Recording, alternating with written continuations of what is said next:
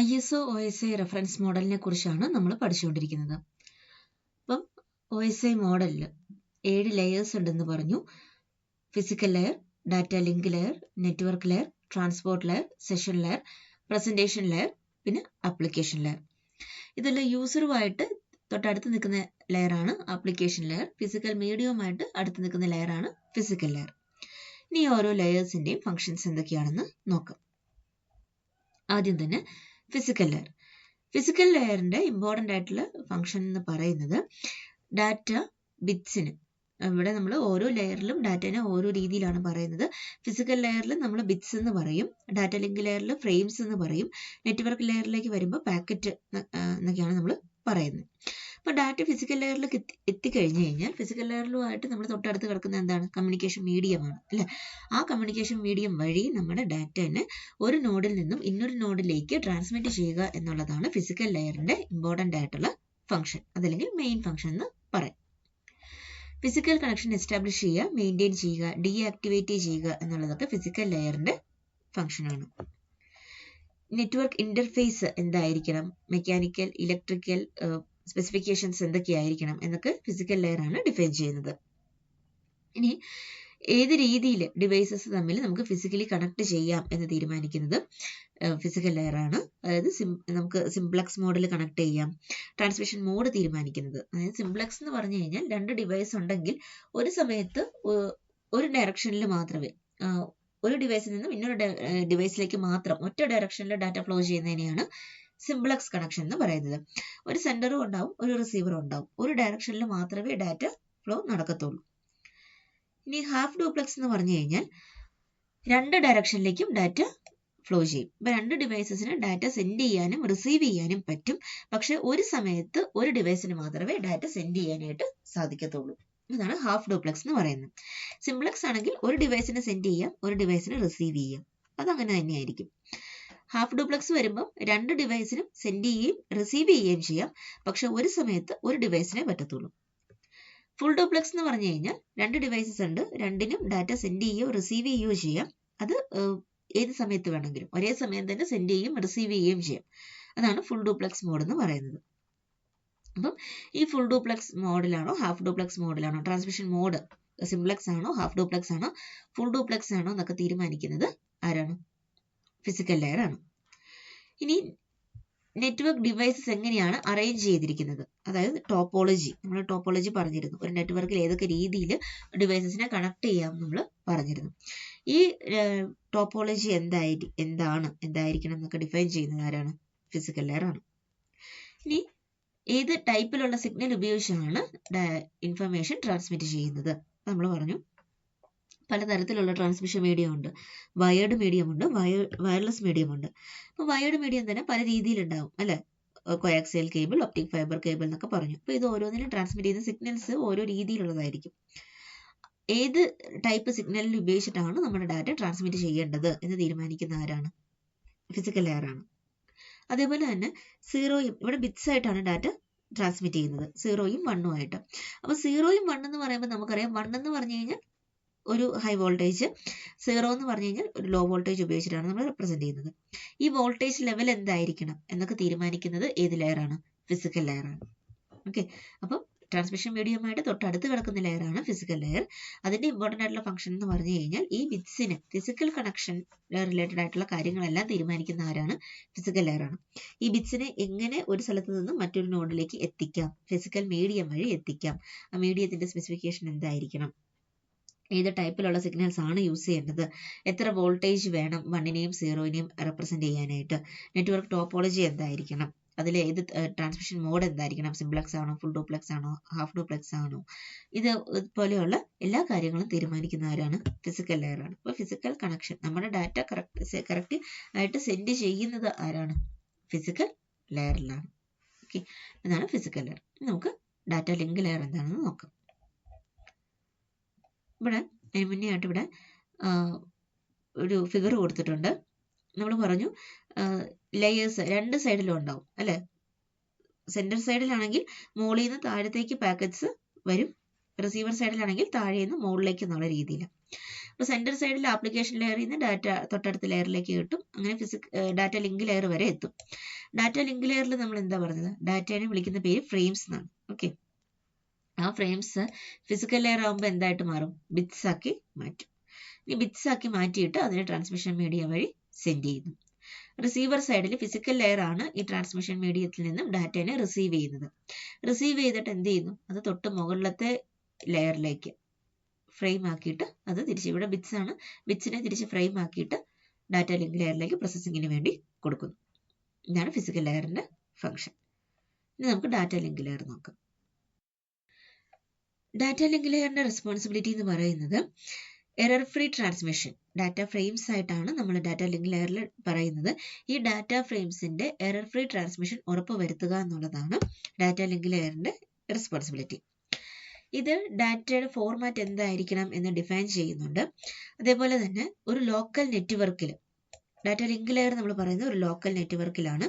ഈ ലോക്കൽ നെറ്റ്വർക്കിന്റെ അകത്തുള്ള ഡിവൈസസിനെ ഐഡന്റിഫിക്കേഷൻ നടത്തുക എന്നുള്ളതും, അതേപോലെ തന്നെ രണ്ട് ഡിവൈസസിന്റെ ഇടയ്ക്ക് റിലയബിളും എഫിഷ്യന്റും ആയിട്ടുള്ള കമ്മ്യൂണിക്കേഷൻ ഉറപ്പുവരുത്തുക എന്നുള്ളതും ഡാറ്റ ലിങ്ക് ലെയറിന്റെ റെസ്പോൺസിബിലിറ്റിയാണ്. അപ്പോൾ ഒരു ലോക്കൽ നെറ്റ്വർക്കിലുള്ള കാര്യങ്ങളാണ് ആര് നോക്കുന്നത്, ഡാറ്റ ലിങ്ക് ലെയർ നോക്കുന്നത്. ഡാറ്റ ലിങ്ക് ലെയറിൽ നമ്മൾ മാക് അഡ്രസ് എന്ന് പറയുന്ന ഒരു അഡ്രസ് ഉപയോഗിച്ചിട്ടാണ് ഡിവൈസസിനെ ഐഡന്റിഫൈ ചെയ്യുന്നത്. ഈ ഡാറ്റ ലിങ്ക് ലെയറിനെ രണ്ടായിട്ട് തിരിച്ചിട്ടുണ്ട്. Logical link control layer, LLC layer എന്ന് പറയും, LLC ലെയറും media access control layer, Mac layer എന്ന് പറയും. മാക് ലെയറും LLC ലെയറിന്ന് രണ്ടായിട്ട് തിരിച്ചിട്ടുണ്ട്.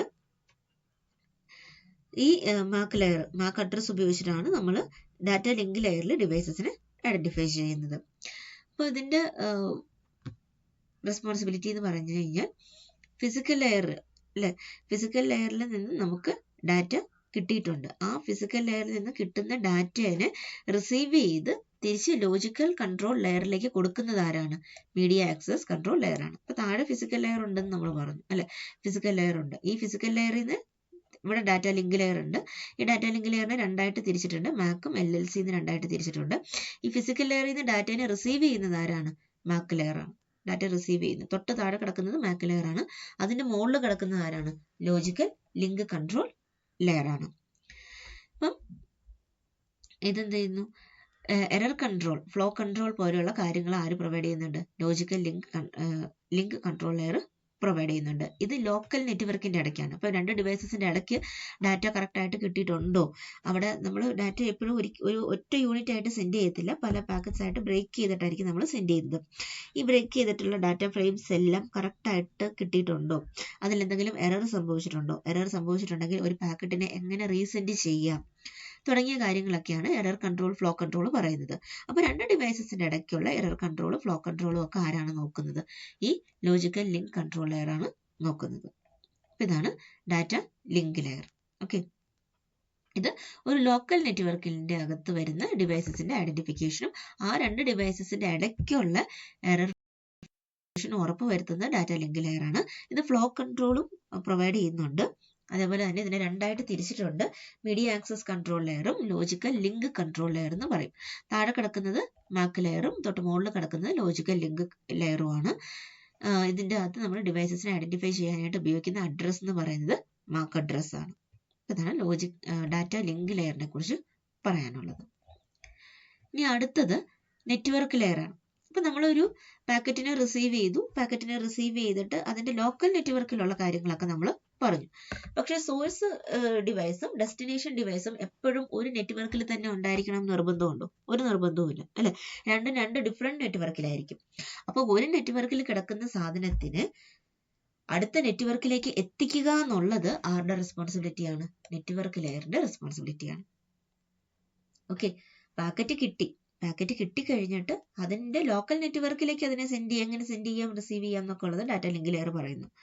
ഇനി അവിടെ നിന്ന് പുറത്തോട്ട്, ആ ലോക്കൽ നെറ്റ്വർക്കിന്റെ പുറത്തുള്ള വേറെ നെറ്റ്വർക്കിലേക്ക് എങ്ങനെ ഡാറ്റ സെൻഡ് ചെയ്യാം എന്നുള്ളതാണ് ആര് പറയുന്നത്, നെറ്റ്വർക്ക് ലെയർ പറയുന്നത്. ഇതിന്റെ ഏറ്റവും ഇമ്പോർട്ടന്റ് ആയിട്ടുള്ള ഒരു ഫംഗ്ഷൻ എന്ന് പറയുന്നത് റൂട്ടിംഗ് ആണ്. അതായത് ഒരു സോഴ്സ് ഉണ്ടാവും, ഡെസ്റ്റിനേഷനും ഉണ്ടാവും, രണ്ട് ഡിഫറെന്റ് നെറ്റ്വർക്ക് ആണെന്ന് പറഞ്ഞു അല്ലെ. ഇതിന്റെ ഇടയ്ക്കുള്ള ഒരു ബെസ്റ്റ് പാത്ത് സെലക്ട് ചെയ്യുക എന്നുള്ളത് ആരുടെ റെസ്പോൺസിബിലിറ്റിയാണ്, നെറ്റ്വർക്ക് ലെയറിന്റെ റെസ്പോൺസിബിലിറ്റിയാണ്. ഓക്കെ, അടുത്ത് നമ്മൾ പഠിക്കാൻ പോകുന്നത് ട്രാൻസ്പോർട്ട് ലെയർ.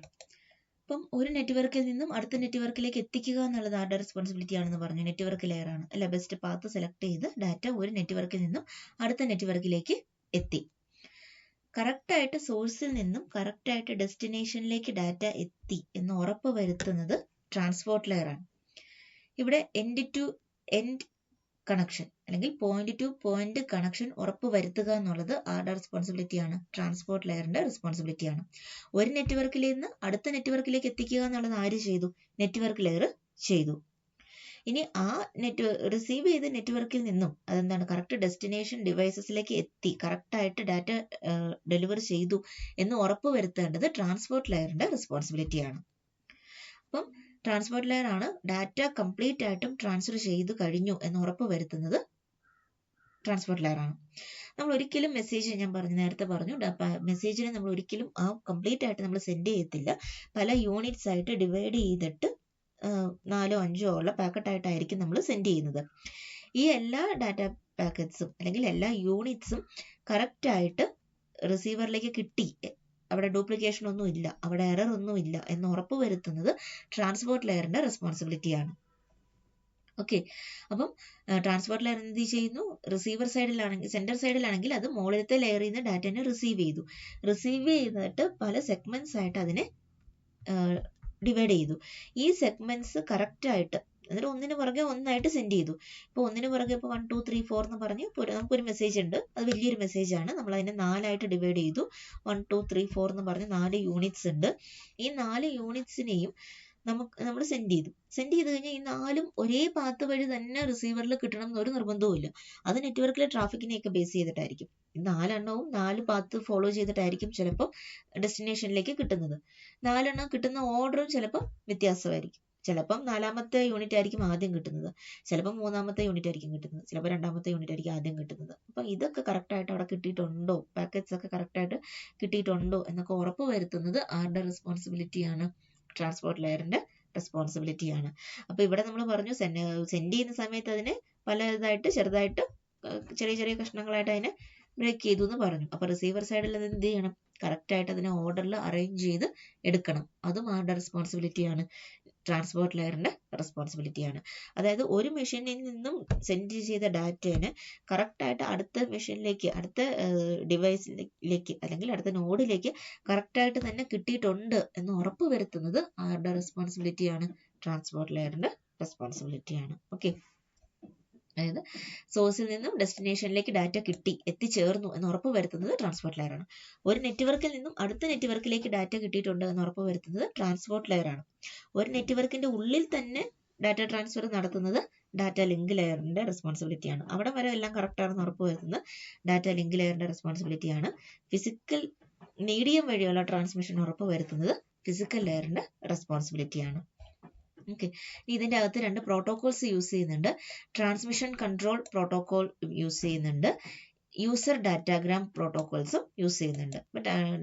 ട്രാൻസ്പോർട്ട് ലെയറിൽ യൂസ് ചെയ്യുന്ന 2 പ്രോട്ടോകോൾസ് ആണ് ട്രാൻസ്മിഷൻ കൺട്രോൾ പ്രോട്ടോകോളും യൂസർ ഡാറ്റാഗ്രാം പ്രോട്ടോകോളും. ഈ ട്രാൻസ്മിഷൻ കൺട്രോൾ പ്രോട്ടോകോൾ എന്ന് പറഞ്ഞു കഴിഞ്ഞാൽ അവിടെ ഒരു കണക്ഷൻ ആദ്യം എസ്റ്റാബ്ലിഷ് ചെയ്തിട്ടായിരിക്കും ഡാറ്റ ട്രാൻസ്ഫർ നടക്കുന്നത്. നമ്മൾ ഫോൺ എടുത്ത് വിളിച്ചു കഴിയുമ്പോഴേക്കും നമ്മൾ വിളിക്കുന്ന ആളുമായിട്ട് എന്ത് ചെയ്യും? ആദ്യം ഒരു കണക്ഷൻ എസ്റ്റാബ്ലിഷ് ചെയ്യുന്നു. എന്നിട്ട് ആ കണക്ഷൻ വഴിയാണ് നമ്മൾ എന്ത് ചെയ്യുന്നത്? സംസാരിക്കുന്നത്. അതുപോലെ തന്നെ ഒരു പ്രോപ്പർ ആയിട്ടുള്ള കണക്ഷൻ അവിടെ ഉണ്ടായിരിക്കും. ആണ് ട്രാൻസ്മിഷൻ കൺട്രോൾ പ്രോട്ടോകോൾ എന്ന് പറയുന്നത്. യൂസർ ഡാറ്റ പ്രോട്ടോകോൾ എന്ന് പറഞ്ഞു കഴിഞ്ഞാൽ ഇത് കണക്ഷൻ ലെസ് പ്രോട്ടോകോൾ ആണ്. അപ്പോൾ ഏത് പാത്ത് വേണമെങ്കിലും ഫോളോ ചെയ്ത് പാക്കറ്റിന് അവിടെ കിട്ടാം. അപ്പോൾ ലെറ്റർ നമ്മൾ പോസ്റ്റ് ചെയ്ത് കഴിഞ്ഞ് കഴിഞ്ഞാൽ അത് ഏത് റൂട്ട് വഴി ട്രാവൽ ചെയ്തിട്ട് വേണമെങ്കിലും അത് റിസീവറിലേക്ക് എത്താം. അങ്ങനെയുള്ള പ്രോട്ടോകോളാണ് എന്ത് പറയുന്നത്? യൂസർ ഡാറ്റാഗ്രാം പ്രോട്ടോകോൾ എന്ന് പറയുന്നത്. ഇനി അടുത്തത് സെഷൻ ലെയർ. സെഷൻ ലെയറിന്റെ ഫംഗ്ഷൻ എന്ന് പറഞ്ഞു കഴിഞ്ഞാൽ ഇപ്പം നമ്മൾ 2 ഡിവൈസസ് തമ്മിൽ സംസാരിക്കാൻ തുടങ്ങി കഴിഞ്ഞു കഴിഞ്ഞാൽ അവിടെ ഒരു സെഷൻ എസ്റ്റാബ്ലിഷ് ചെയ്തു എന്ന് നമുക്ക് പറയും. അതായത് 2 ഡിവൈസ് തമ്മിൽ കമ്മ്യൂണിക്കേറ്റ് ചെയ്യാൻ തുടങ്ങിക്കഴിഞ്ഞ് ഒരു സെഷൻ സ്റ്റാർട്ട് ചെയ്തു എന്ന് നമുക്ക് പറയാം. ഈ സെഷൻ മെയിൻറ്റെയിൻ ചെയ്യുക എന്നുള്ളത് ആരുടെ റെസ്പോൺസിബിലിറ്റിയാണ്? സെഷൻ ലെയറിന്റെ റെസ്പോൺസിബിലിറ്റിയാണ്. സെഷൻ ലെയറിന്റെ ഇമ്പോർട്ടൻ്റ് ആയിട്ടുള്ള ഫങ്ഷൻസ് ആണ് ഡയലോഗ് കൺട്രോളും സിങ്ക്രണൈസേഷനും. ഇപ്പോൾ രണ്ട് ഡിവൈസുകൾ തമ്മിൽ കമ്മ്യൂണിക്കേറ്റ് ചെയ്താൻ തുടങ്ങിക്കഴിഞ്ഞ് കഴിഞ്ഞാൽ, ഇപ്പോൾ ഏതെങ്കിലും ഒരു പ്രോസസ്സ് ആയിരിക്കുമല്ലോ കമ്മ്യൂണിക്കേഷൻ സ്റ്റാർട്ട് ചെയ്യുന്നത്. ഈ പ്രോസസ്സ് വഴി അവർ കമ്മ്യൂണിക്കേഷൻ തുടങ്ങിക്കഴിഞ്ഞ് കഴിഞ്ഞാൽ അതിനെ മാനേജ് ചെയ്യുക, അതാണ് സെഷൻ ലെയറിന്റെ ഫംഗ്ഷൻ. ഒരു സെഷൻ നമ്മൾ സ്റ്റാർട്ട് ചെയ്തു എന്ന് നമുക്ക് പറയാനായിട്ട് പറ്റും. അത് ഹാഫ് ഡ്യൂപ്ലെക്സ് ആണോ ഫുൾ ഡ്യൂപ്ലെക്സ് ആണോ എന്നൊക്കെ ഉറപ്പ് വരുത്തുന്നത് ആരാണ്? സെഷൻ ലെയർ ആണ്. അപ്പം രണ്ട് പ്രോസസ്സ് തമ്മിലുള്ള കമ്മ്യൂണിക്കേഷൻ ഉറപ്പ് വരുത്തുന്നത് സെഷൻ ലെയർ ആണ്. ഇനി സിങ്ക്രണൈസേഷൻ. ഇപ്പം നമ്മൾ ഫയൽ ട്രാൻസ്ഫർ ചെയ്യണമെന്ന് വിചാരിക്കുക. ഫയൽ ട്രാൻസ്ഫർ ചെയ്തു. ഫയൽ ട്രാൻസ്ഫർ ചെയ്യുന്നതിൽ അതിൻ്റെ അകത്ത് 800 പേജസ് ഉണ്ടായിരുന്നു എന്ന് വിചാരിക്കുക. 800 പേജ് ഉണ്ടായിരുന്നു. അപ്പം നമുക്ക് എന്ത് ചെയ്യാം? ചിലപ്പോൾ ഇന്റർനെറ്റ് ആണ്, കണക്ഷനിലൊക്കെ എന്തെങ്കിലും ഫെയിലിയർ ഒക്കെ വരാനുള്ള സാധ്യതയുണ്ട്. ഇതിനകത്ത് ഒരു 40 പേജോ അല്ലെങ്കിൽ ഒരു 100 പേജോ സെൻഡ് ചെയ്ത് കഴിഞ്ഞ് കഴിഞ്ഞപ്പോഴേക്കും എന്തെങ്കിലും എറർ വന്നു എന്ന് വിചാരിക്കും. അപ്പം അങ്ങനെയുള്ള സിറ്റുവേഷനെയൊക്കെ നമ്മൾ എന്ത് ചെയ്യണം? ഹാൻഡിൽ ചെയ്യണം. അതാരാണ് ചെയ്യുന്നത്? സെഷൻ ലെയർ ആണ് ചെയ്യുന്നത്. അപ്പം ഇതിന് വേണ്ടിയിട്ട് ചെക്ക് പോയിന്റ്സ് ആഡ് ചെയ്യും. അതായത് ഇപ്പം 800 പേജസ് നമ്മൾ സെൻഡ് ചെയ്യുന്നുണ്ടെങ്കിൽ ഓരോ 50 പേജ് സെൻഡ് ചെയ്ത് കഴിയുമ്പോഴും ഓരോ ചെക്ക് പോയിന്റ്സ് ആഡ് ചെയ്യും. ഓക്കെ, അപ്പം ആദ്യത്തെ 50 പേജസ് സെൻഡ് ചെയ്ത് കഴിയുമ്പോൾ ഒരു ചെക്ക് പോയിന്റ് ആഡ് ചെയ്യും. പിന്നത്തെ 50 പേജ് സെൻഡ് ചെയ്യുമ്പോൾ ഒരു ചെക്ക് പോയിന്റ് ആഡ് ചെയ്യും. അങ്ങനെ ഓരോ ചെക്ക് പോയിന്റുകൾ സെൻഡ് ചെയ്ത് കഴിയുമ്പോഴും ഇത് ഓരോ 50 പേജുകൾ സെൻഡ് ചെയ്ത് കഴിയുമ്പോഴും ഓരോ ചെക്ക് പോയിന്റ്സ് വീതം ആഡ് ചെയ്ത് പോകും. അങ്ങനെ ആഡ് ചെയ്ത് പോയി കഴിയുമ്പോഴേക്കും ഇത് ഏതെങ്കിലും ഒരു പോയിന്റ് എത്തുമ്പോൾ എറർ വല്ലതും സംഭവിച്ചു കഴിഞ്ഞു കഴിഞ്ഞാൽ, ഇപ്പോൾ ഒരു 101ാമത്തെ പേജ് സെൻഡ് ചെയ്ത് കഴിഞ്ഞു. ആ 101ാമത്തെ പേജ് അവിടെ കിട്ടിയില്ല എന്ന് വിചാരിക്കുക. 101ാമത്തെ പേജ് അവിടെ കിട്ടിയില്ല. അവിടെ വെച്ചിട്ട് എന്തെങ്കിലും എറർ സംഭവിച്ചു കഴിഞ്ഞു കഴിഞ്ഞാൽ പിന്നെ ഇത് റീസെൻഡ് ചെയ്യുന്നത് എവിടെ നിന്നിട്ടായിരിക്കും? ലാസ്റ്റ് ചെക്ക് പോയിന്റിൽ നിന്ന് ഇങ്ങോട്ടേക്കായിരിക്കും. ലാസ്റ്റ് ചെക്ക് പോയിന്റ് എവിടെയുണ്ട്? 100ാമത്തെ പേജിൽ നമ്മൾ സെൻഡ് ചെയ്ത് കഴിഞ്ഞപ്പോൾ നമ്മളൊരു ചെക്ക് പോയിന്റ് ആഡ് ചെയ്ത് വെച്ചിട്ടുണ്ട് അല്ലെ. ആദ്യത്തെ 50 കഴിഞ്ഞപ്പോൾ ഒരു ചെക്ക് പോയിന്റ് ആഡ് ചെയ്തു. പിന്നത്തെ 50 കഴിഞ്ഞപ്പോൾ ഒരു ചെക്ക് പോയിന്റ് ആഡ് ചെയ്തു. മൊത്തം 100 പേജ് നമ്മൾ കഴിഞ്ഞു. 101ാമത്തെ പേജ് സെൻഡ് ചെയ്തതിന് ഇടയ്ക്ക് എന്തെങ്കിലും എറർ സംഭവിച്ചു. അപ്പോൾ നമ്മൾ എന്ത് ചെയ്തു? തുടക്കത്തിൽ നിന്ന് നമുക്ക് സെൻഡ് ചെയ്യേണ്ട ആവശ്യമില്ല. നമ്മൾ ആ ചെക്ക് പോയിന്റ് എവിടെയാണോ ആഡ് ചെയ്തിരിക്കുന്നത് ആ ചെക്ക് പോയിന്റ് കഴിഞ്ഞിട്ട് ബാക്കിയുള്ള പേജസ് മാത്രം സെൻഡ് ചെയ്ത് മതി. അപ്പോൾ അതുപോലെയുള്ള കാര്യങ്ങളൊക്കെ സിങ്ക്രണൈസേഷൻ ഉറപ്പ് വരുത്തുക എന്നുള്ളത് ആരുടെ റെസ്പോൺസിബിലിറ്റിയാണ്? സെഷൻ ലെയറിന്റെ റെസ്പോൺസിബിലിറ്റിയാണ്. അടുത്തത് പ്രസന്റേഷൻ ലെയർ. പ്രസന്റേഷൻ ലെയർ നമ്മൾ സെൻഡ് ചെയ്യുന്ന ഇൻഫർമേഷന്റെ സിന്റാക്സും സെമാൻറ്റിക്സും റിലേറ്റഡ് ആയിട്ടുള്ള കാര്യങ്ങളാണ് മാനേജ് ചെയ്യുന്നത്. അതായത് പല കമ്പ്യൂട്ടർ നെറ്റ്വർക്കിൽ നമുക്കറിയാം പല ഡിവൈസസ് ഉണ്ട്. അത് പല എൻകോഡിംഗ് സ്കീമൊക്കെ ആയിരിക്കും യൂസ് ചെയ്യുന്നത്. അപ്പം ഒരു സ്ഥലത്ത് നിന്ന് കിട്ടിയ ഡാറ്റേനെ നമ്മൾ യൂസ് ചെയ്യുന്ന റിസീവറിലേക്ക് അവർക്ക് ആവശ്യമുള്ള രീതിയിൽ പ്രസന്റ് ചെയ്യുക എന്നുള്ളത് ആരുടെ റെസ്പോൺസിബിലിറ്റിയാണ്? പ്രസന്റേഷൻ ലെയറിന്റെ റെസ്പോൺസിബിലിറ്റിയാണ്. അപ്പം നമ്മൾ സെൻഡ് ചെയ്യുന്ന ഡിവൈസസ് ഒരു എൻകോഡിംഗ് സ്കീം ആയിരിക്കും യൂസ് ചെയ്യുന്നത്. ഡാറ്റ നമ്മൾ ബൈനറിയിലേക്കോ അല്ലെങ്കിൽ വേറെ ഏതെങ്കിലും ഒരു എൻകോഡിംഗ് സ്കീമിലേക്കോ കൺവേർട്ട് ചെയ്തിട്ടായിരിക്കും സെൻഡ് ചെയ്യുന്നത്. റിസീവർ സൈഡിൽ സെൻഡറിന് ഉപയോഗിക്കുന്ന അതേ എൻകോഡിംഗ് സ്കീം തന്നെ ആയിരിക്കണം ഉപയോഗിക്കണം എന്നൊന്നും നിർബന്ധമൊന്നുമില്ല. രണ്ടുപേരും രണ്ട് ഡിഫറെന്റ് ലാംഗ്വേജസ് ആയിരിക്കും യൂസ് ചെയ്യുന്നത്. നമ്മൾ സാധാരണ രീതിയിൽ പറയുകയാണെങ്കിൽ രണ്ട് ഡിവൈസസ് രണ്ട് ഡിഫറെന്റ് ലാംഗ്വേജസ് ആണ് യൂസ് ചെയ്യുന്നതെങ്കിൽ കിട്ടിയ ആൾക്ക് അയാൾക്ക് മനസ്സിലാകുന്ന രീതിയിൽ അത് പ്രസന്റ് ചെയ്യണം. ആ കാര്യമാണ് പ്രസന്റേഷൻ ലെയർ ചെയ്യുന്നത്. ഓക്കെ, നമ്മൾ ലാംഗ്വേജ് എന്ന് പറഞ്ഞു കഴിഞ്ഞാൽ പല എൻകോഡിംഗ് സ്കീമാണ് ഇവിടെ ഉദ്ദേശിക്കുന്നത്. അതിന്റെ ട്രാൻസ്ലേഷൻ അല്ലെ, സെൻഡർ സൈഡിൽ എന്ത് ചെയ്യുന്നു? റിസീവറിലേക്ക് ആ സെൻഡറിന് ഏത് രീതിയിലാണോ അവർ സെൻഡ് ചെയ്യാൻ ഉദ്ദേശിക്കുന്നത് ആ ഫോമിലേക്ക് അതിനെ മാറ്റുക. റിസീവർ സൈഡിൽ റിസീവ് ചെയ്ത് കിട്ടിയ സാധനത്തിനെ നമ്മുടെ ആപ്ലിക്കേഷൻ പ്രോഗ്രാമിൽ അല്ലെങ്കിൽ നമ്മുടെ യൂസറിന് അതെങ്ങനെ മനസ്സിലാകും, ആ മനസ്സിലാകുന്ന രീതിയിൽ അതിനെ പ്രസന്റ് ചെയ്യുക എന്നുള്ളതാണ് പ്രസന്റേഷൻ ലെയറിന്റെ ഫംഗ്ഷൻ. അതേപോലെ തന്നെ വേറൊരു കാര്യം കൂടി ഉണ്ട്, എൻക്രിപ്ഷൻ. നമുക്കറിയാം പ്രൈവസി ഉറപ്പുവരുത്തുക എന്നുള്ളതുണ്ട് അല്ലെ. എന്തെങ്കിലും ഇമ്പോർട്ടൻ്റ് ആയിട്ടുള്ള മെസ്സേജസ് ഒക്കെ നമ്മൾ സെൻഡ് ചെയ്ത് കഴിയുമ്പോൾ മൂന്നാമതൊരാൾ ആക്സസ് ചെയ്യുന്നില്ല എന്ന് ഉറപ്പ് വരുത്തേണ്ടതായിട്ടുണ്ട്. അങ്ങനെയുള്ള എൻക്രിപ്ഷൻ ഡീക്രിപ്ഷൻ പോലെയുള്ള കാര്യങ്ങളൊക്കെ ചെയ്യുന്നത് പ്രസന്റേഷൻ ലെയർ ആണ്. ഡാറ്റ കംപ്രഷനും ഫിസിക്കൽ ലെയറിൽ തന്നെയാണ് നടക്കുന്നത്.